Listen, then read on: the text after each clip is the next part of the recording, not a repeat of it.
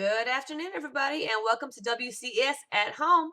Today is Tuesday, March 31st, and it is a fabulous day. Even though the rain's coming, the rain is great for the earth and our plants and flowers and trees, and so it's going to still be a wonderful day. I hope you guys are having a great day at home doing your distance learning. I hope you are writing in your distance learning journals. I hope you are finding lots of things to do. Don't forget, if you didn't check out yesterday's show, I showed some really cool activities for scavenger hunts and a really cool web feature called Google Earth, so you can do some virtual scavenging around the world. Those links are or will be on the distance learning page. They didn't upload yesterday like I thought they did, so I'm going to redo them again after the show. Those links will be up there for you today. There's a few other things I want to share with you today. We're just gonna have a little fun. The first thing I want to share with you is a little rhyme that I found on the internet. It's in Dr. Seuss style. So we love Dr. Seuss. We celebrated him before we got out for this distance learning activity. And so in this Dr. Seuss inspired little short poem here, it's about teaching from home, okay? And here's how it goes. It says, I will teach you in a room. I will teach you now with Zoom. I will teach you in a house. I will teach you with my mouse. There it is, my mouse. I will teach you here or there. I will teach you because I care. And so I just thought that was really cute. As teachers, we are not giving up. We are going to keep teaching from wherever we're at. We're going to do our best, no matter where we are doing it from. So I thought that was kind of fun to share with you guys. Something else I wanted to share with you, and maybe this is probably more for your parents than for you as students, but I also want to remind you that the year is 2020, which means it's time for the census. Every person in the entire country will get an envelope that might look like this, or it might have been a smaller one like this. See, I forgot to do mine, so they sent me two. Anyway, you're going to know it's from the census because it has that label at the top, Census 2020. I am taking a few minutes to show you this because there are some scams out there. Unfortunately, people are not nice and they try to trick people. So you're going to get information about the census in an envelope just like this. It's going to say census on it. It's going to give you information about a website to go to. And you're going to do your census online now. You will not be asked to give any personal identifying information on the census, such as bank numbers or things like that where they can steal your information, no social security numbers, nothing like that. It just asks about information in your household, the people who live there, the kind of work maybe you do, and things like that. So it's important, parents, to know that the census is going to come legitimately in a little envelope that tells you that it's from the census. It'll usually be on blue paper. And it has on the inside directions on how to complete the census. See, there's going to be a code in a box. Okay, I'm not showing you the whole code, but it's going to show you the box. It's going to tell you what website to go to and how to fill out your census information. Now, if you don't fill out your census information, then somebody does come knocking at your door. Now, if somebody does come knocking at your door and they tell you they're from the census, if you know you've already filled the census out, you tell them, I've already done it online. If you haven't done it, then they could be real, but you still have to ask them for their badge, okay? Ask them for their official census badge. They should be able to show you proper government identification that they are supposed to be working for the census, okay? We just don't want anybody getting tricked out there, especially during these troubling times. There's lots of people trying to take advantage of a situation like this. So the census is here, guys. Make sure you are counted. Do you know the census is used for lots of information? Well, excuse me, the information from the census is used for a lot of decision making for our government. It's how we get money to certain states. It's how healthcare gets taken care of. The census does a lot of things for our country in determining the decisions that are made and how our money is spent and things like that. So the census is really very important. And I encourage you as a learning activity today to learn about the census. Learn about what the census does, why we take a census every 10 years, how it helps, and what it's used for, okay? So there's your learning activity for today. You can write about it in your distance learning journal. So learn about the census today. All right, my next thing, I thought, since I didn't really find any cool activities to this on the web today, I thought I would share something with you that was very personal to me. It is a book that I have written, and I also illustrated it. And since I wrote it, the copyright belongs to me, so I can read it along the internet live like this. I actually went and did, I had Lexile my book, and the Lexile of my book is 460. So this is a book that I actually created in college. It's called PJ Sports. Okay. It looks a little fuzzy there because I had to cover up my name for a competition it was in. The book, bless this little book right here, has been around for 20 years. Okay. It's kind of taking its toll on time. It's old. So it's kind of falling apart a little bit. But I illustrated this book myself, and I used a cutout method for illustrations. I had seen some books. You know, there's many different kinds of illustrations. There's drawings, there's paintings, there's computer graphics, and there are cutouts. Okay, these are just a few of the most popular ways. But cutouts are where you legitimately take paper and you cut shapes out of the paper and use those shapes to create your illustrations. Let me tell you what, I knew what it was going to entail, but I kind of really didn't know what it was going to entail until I did it. When I made this book, I was living in an apartment when I was in college, so I remember sitting in the middle of my living room floor with paper everywhere. There was little scraps and pieces and characters and paper. I mean, it was everywhere. It was paper everywhere. But I had a lot of fun. And it was a lot of fun making this book. And it did take quite some time to make this book. Another funny story about this book is I actually wrote the story when I was about your age. Yep. When I was in elementary schools, when I actually wrote the story PJ Sports. And I didn't find it for the show. I should have done that. But I wrote it and illustrated it then too. And when I was a kid, it was just a little cardboard book about this big. And I'll have to find it and show it to you. But I wrapped it in, we had some sports wrapping paper at my house. So I had wrapped the little cardboard in wrapping paper to create my cover. And then I just stapled pages on the inside paper to make my pages on the inside. And so when I was in college and we had to write a book, I was trying to think what I wonder about. And I came across the little book that I had made when I was a kid as I was going through some stuff. I don't remember, but it was like, oh, let me do that. I want to do that. So a little tweaking, of course, because I was a kid, but a little tweaking to my story. And I worked so hard. Now I have PJ Sports. I'm going to read this book to you guys. Some of you in the older 3rd, 4th, or 5th grade, I know I read this to a group of kindergartners at Copeland, but I don't know what year it was. So maybe you remember it.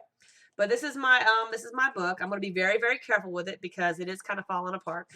I need to get something done with it. But I want to share this book with you guys today, okay? So it's called, again, PJ Sports, all right? And there we go. It's written and illustrated by me. That was when my name was something else, okay? All right, here we go. I'm going to read it and then I'm going to show you the pictures, okay? PJ loved to play sports. He and his friends played together all the time. One sunny day, Jacques the giraffe came along to ask PJ to play. How's it going, PJ? Jacques the giraffe asked. Fine, replied PJ. How are you today? Great, Jacques exclaimed. Do you want to play some baseball? Sure, let's go. So PJ followed Jacques to the field to meet up with their friends. Okay, and here's the illustration. You can see my little Jacques the giraffe there. And then PJ is the bird. And you can see how they're cut a piece of paper. Now the dots, their eyes, that's just a marker, okay? But the rest of it, these are all little pieces of paper. Big Ears wound up for the pitch.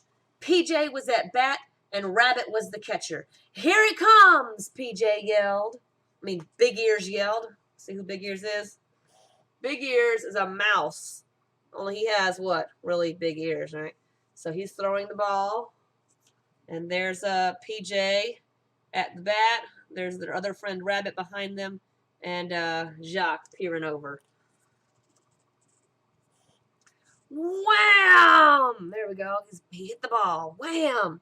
PJ knocked the ball way out into left field. PJ raced around first base. The outfielder threw the ball to second baseman, but it was too late. PJ was safe. So there we go. I'm trying to hold the book so you can see it. There we go. After 9 fast-paced and exciting innings, PJ's team won 15-13. Way to go, Jacques exclaimed. We did it, PJ. Great game, Rabbit announced. Hey, do you want to play some football tomorrow? Sounds like fun, PJ replied. The game is set tomorrow afternoon. See you later. The next day, everyone was refreshed and ready for a fantastic game of football. Let's get this game on the road, Jacques said. I've got the ball right here. Where does Jacques have the ball?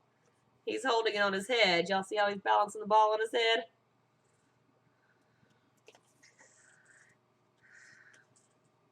The game was intense.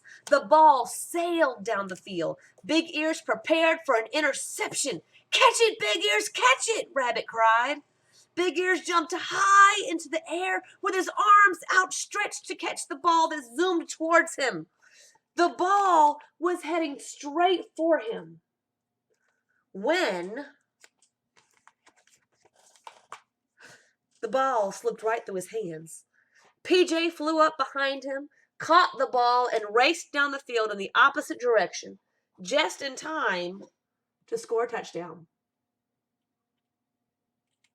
So there he is. Try to turn the pages very gingerly. They are quite tender. Way to go, shouted Jack. You won the game for us. Better luck next time, I guess, Big Ears said. Yeah, I guess, Rabbit agreed. He was very disappointed at having lost another game to PJ and Jacques.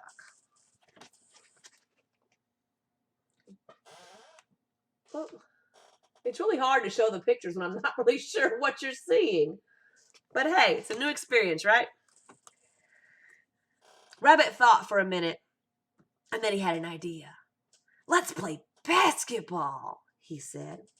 Okay, everyone agreed. They all decided to play basketball the next day. So I want you guys to look at this picture. Now look what's going on in this picture. Rabbit is having a thought. What is he thinking?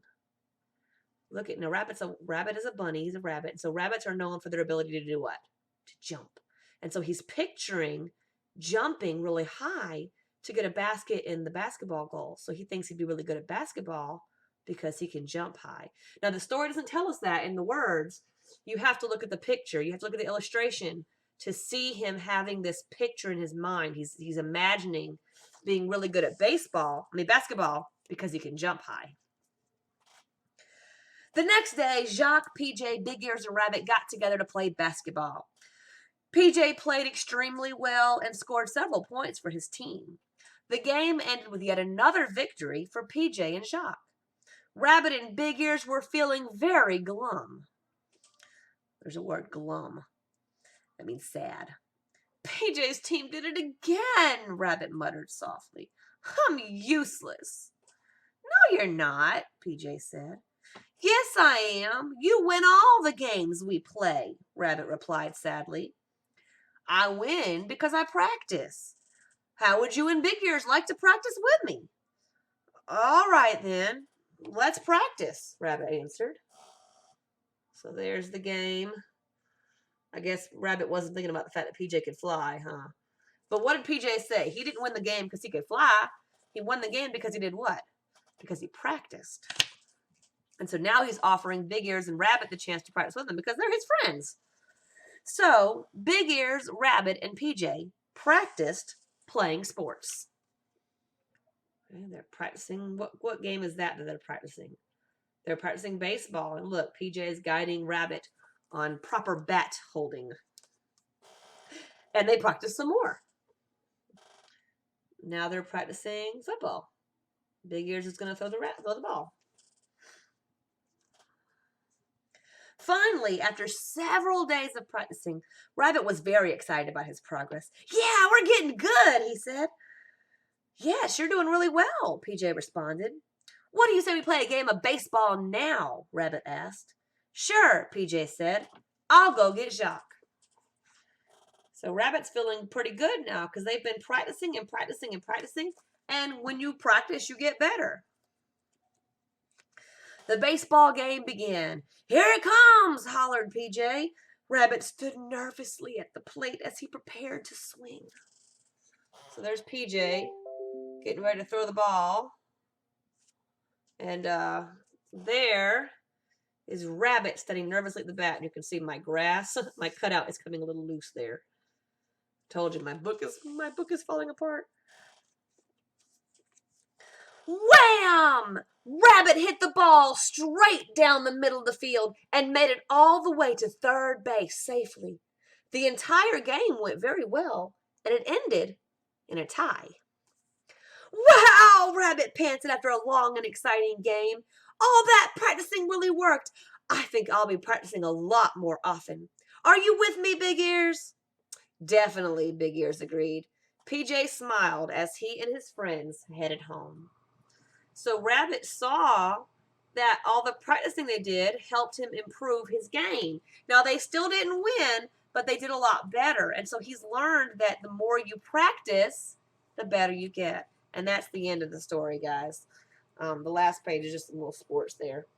But so that's the end of the story. PJ taught his friends a very valuable lesson. That if you want to get good at something, you got to practice, and you got to practice, and you got to practice some more, especially when it's something like sports or art or writing or anything that we do, right? If we want to do something well, it takes practice, and it takes time to practice. So I hope you liked my story that I made. And you know what? Y'all have lots of time right now. You could write a book. You could illustrate your book. And don't forget, do you think it'll look great the first time? No, maybe. You got to work hard on it, though, right? You got to take your time and practice just like I did. When I wrote this story when I was 7 years old, guys, it did not look or sound this good, okay? It had a good skeleton, and I took that story and I fixed it up, and it took me several tries before I illustrated this book the way I wanted it, okay? It did not come out looking like that my first try. I spent months on that book, okay? Months. Lots of months with paper all over my floor. At first, I tried one style of illustration, didn't like it. Then I tried something else, didn't like it. And then I finally got to the cutouts, and then I, undertook this huge process. But I did it, and I'm proud of myself. And I've kept this book as a reminder of what I can do. And I do enjoy sharing with other people. So I hope you guys enjoyed that story.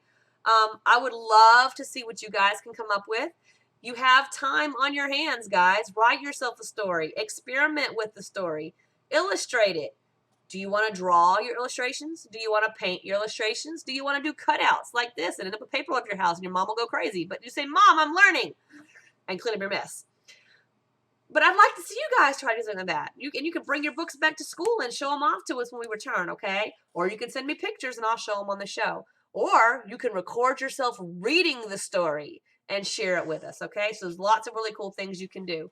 So the show went a little long today because of reading the story. I really hope you guys enjoyed today's show. It was a little different. Different is good so we don't get bored, right? I look forward to seeing you guys again tomorrow on WCES at Home, okay? You have a fabulous afternoon, and I'll see you later.